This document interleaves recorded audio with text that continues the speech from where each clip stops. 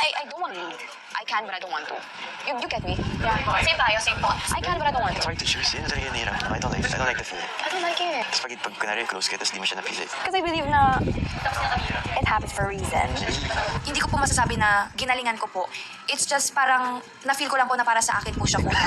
Hindi ako natatakot, hindi ako Wala lang, kinakabahan. neutral. Ay, kinakabahan ako, pero hindi ako natatakot na Ay, baka kinakabahan. may ma-offend kasi hindi ko pinili. No. To be honest, sa pagiging leader po kuya, maaasahan nyo din naman po talaga ako kuya kasi may mga experience din po ako sa labas po ng bahay ninyo po kuya bago man po ako pumasok. I don't like the feeling, but of course, kailangan mo pumili naman. Of course, yun, kailangan mo naman talaga pumili. Very Di ba, di ba? Sabi nga nila, pagkatotoo lang. What Ikaw. Ilang saglit pa ay tinipan na ni Kuya ang lahat para sa isang anunsyo. Housemates, Yes po, kuya. nais kong ipagbigay alam sa inyo na ang pilian ng miyembro ng bawat grupo ay magaganap ngayon. Medyo kinakabahan at medyo excited at the same time. Parang first time mong pumili. Ay, walang personalan na pre. Sorry pre, job bro. Let's go leader. Let's go bro. Sobra po yung tibok ng puso ko nun, kuya. Kinakabahan po ako. Kasi syempre, hindi na nga po ako naging leader. Tapos baka hindi pa po ako mapili ng mga leader. Wait for the most corner. Choose your character. Isang kapuso at dalawang kapamilya ang pipiliin mong miyembro. First time mong pumili sa buong buhay mo, first time kang pumili ng grupo na makakasama at na-enjoy niya yung pagiging leader mo. So ayun po kuya. At kinakabahan kung they feel like mas gusto nila sa ibang grupo. Yun po yung nararamdaman ko lang po.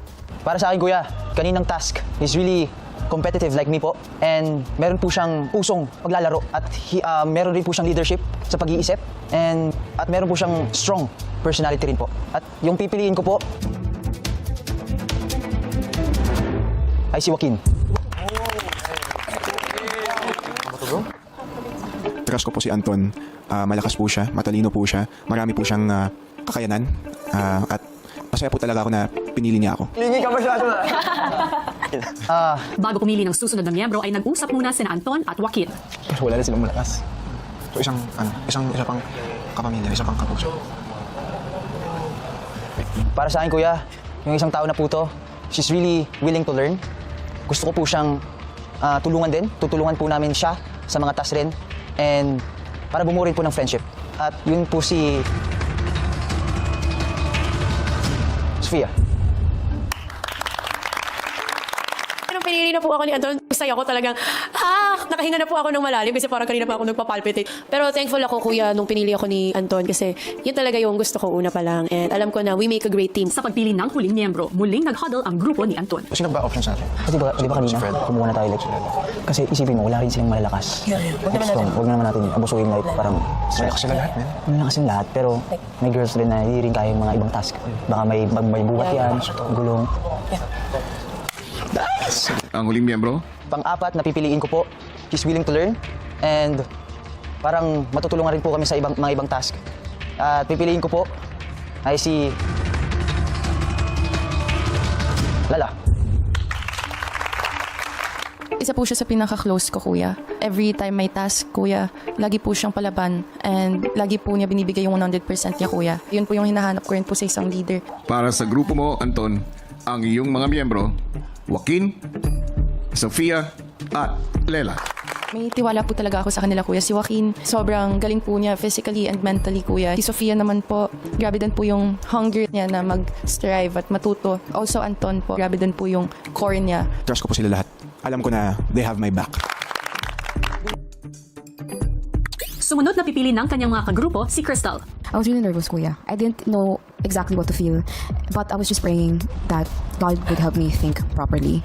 I think that this person is analytical, smart, has strength physically and mentally, but also has a heart. And I feel like this person can also help me lead. And this person is Inigo, kuya. Gusto ko sana pong mapunta sa first group, which was yung sa group ni Anton. Pero, nung pinili po ako ni Crystal, sobra din po ako natuwa na na-appreciate niya yung ganong side ko. Sina Inigo at Crystal mukhang nagkasundo na agad sa unang kapuso housemate na pipiliin. That's also my Really? Yeah, So that was your choice? Yeah. Oh, really? Are you sure? Yes. Okay, so whatever you want. No, that's Basta that's my suggestion, swear.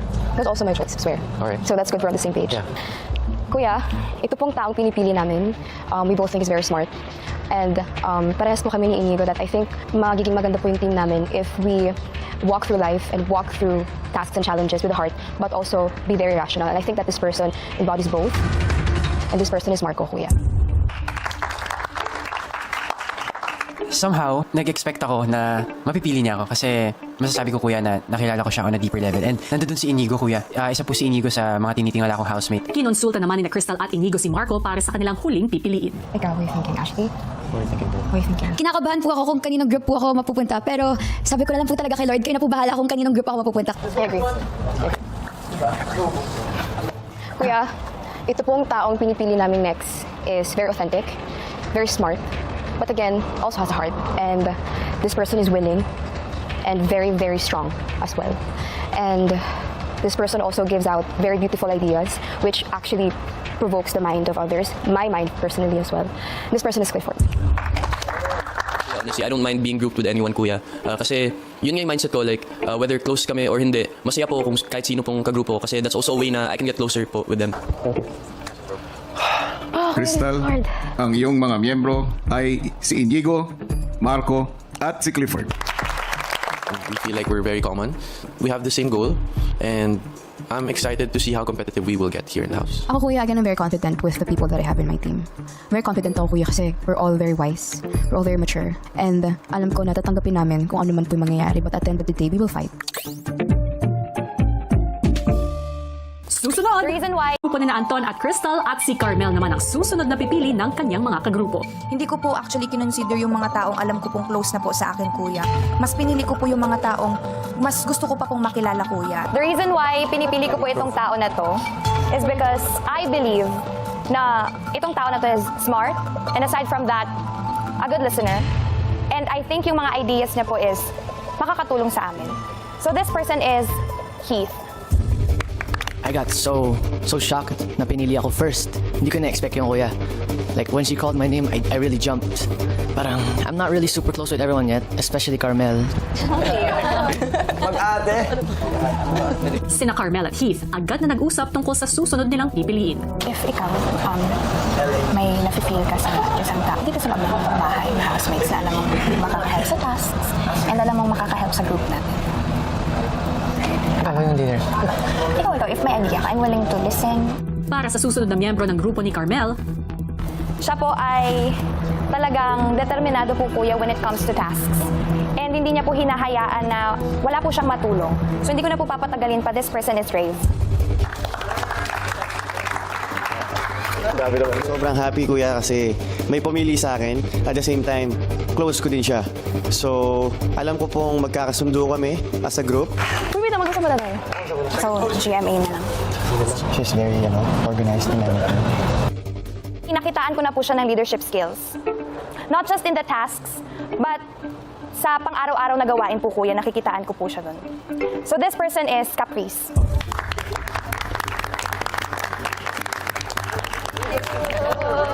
Thank you so much. Sobrang nagulat po ako. Medyo natiri-eye po talaga ako. Sobrang niyakap ko po kaagad siya nung napili po niya ako. at nabuo na nga ang grupo ni Carmel na kinabibilangan ni Heath, Rave at Caprice. Happy naman po talaga ako, Kuya, kasi kilala ko po sila, Kuya, especially po si Rave and si Caprice po, Kuya. Hindi ko na din po iniisip na kung ano po yung mga pwedeng mangyari po, Kuya. More on dun po kami sa good side po. Maya-maya pa, ang group leader na si Reich naman ang namili. The pressure po talaga is super high po and nakakakaba po talaga maging leader. Pero feel ko naman kaya. So, the first person I'm picking, I think has the same drive as me, and she's also competitive. This person is Wei.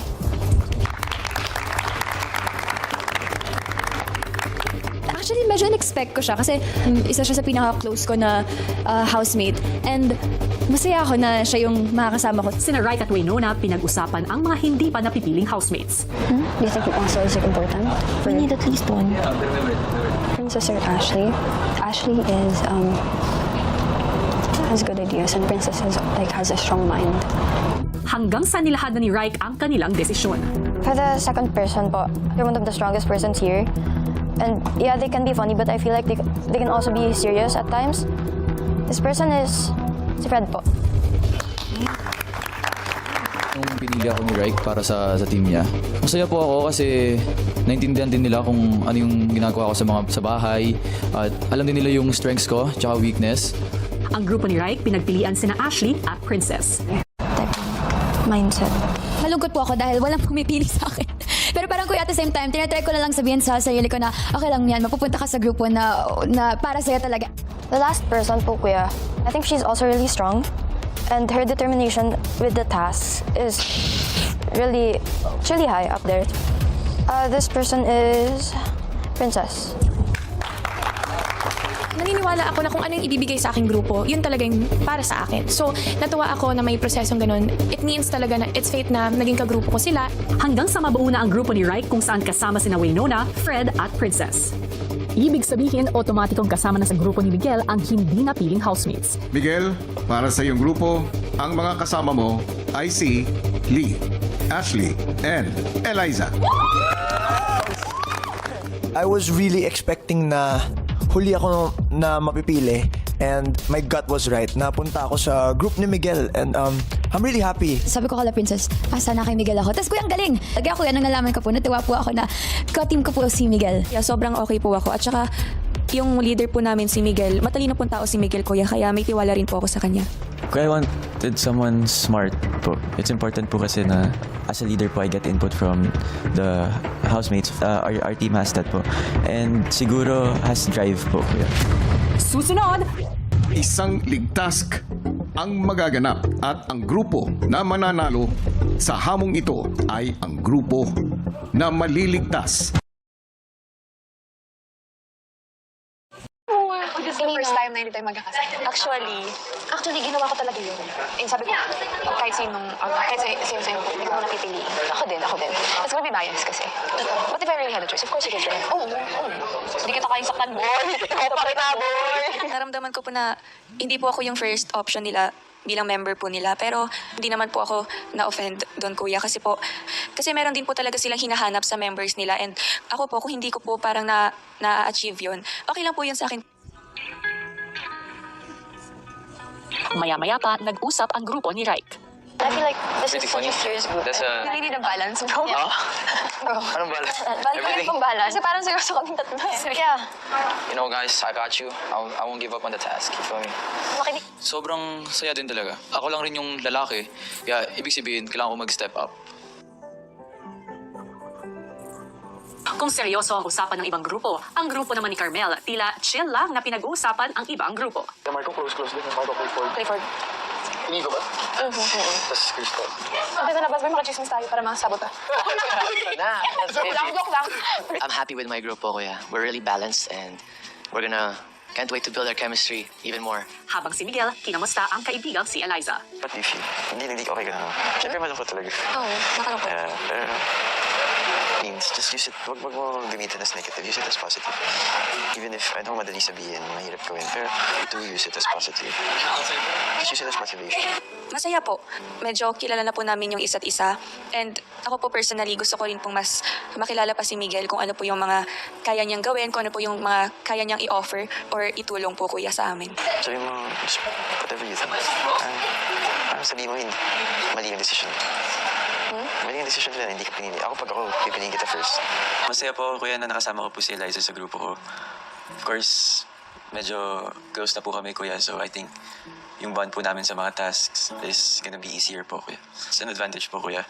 Pero syempre, kaming dalawa lang po yung kapamilya. So if ever it comes sa nomination po kuya, I wouldn't want it to, di ko po gustong mawala siya sa bahay po kuya. So I'll try my best po para hindi po umabot dun.